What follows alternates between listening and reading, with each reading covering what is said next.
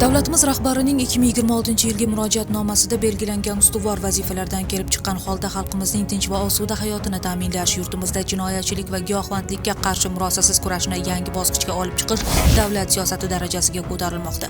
Ayniqsa uyushgan jinoyatchilikka qarshi kurashish, noqonuniy qurol aylanmasiga chek qo'yish maqsadida Qashqadaryo viloyati Ichki ishlar boshqarmasi va Davlat xavfsizlik xizmati organlari tomonidan o'tkazilayotgan tezkor va manzilli tadbirlar natijasida jamoat xavfsizligiga tahdid soluvchi jangovar qurol va o'q-dorilarni qonunga xilof ravishda ruxsatsiz uyda saqlab kelish holatlari aniqlandi. Jumladan, Kitob tumanida o'tkazilgan tezkor tadbir davomida tumanda yashovchi 1998-yilda tug'ilgan Sharipov Malik bir dona ov quroli va 11 dona o'q-dorilarni uyida noqonuniy saqlab kelayotganligi fosh bo'ldi.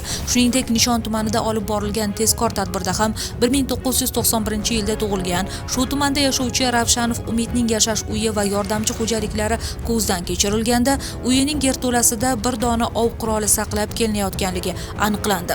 Xuddi shunday yana bir holat Shahrisabz tumanida ham qayd etildi. O'tkazilgan tezkor tadbirlar natijasida tumanning olis qishlog'ida istiqomat qilib kelayotgan Amon Murodovning yashash uyi cherdagida bir dona ov quroli saqlab kelinayotganligi ma'lum bo'ldi.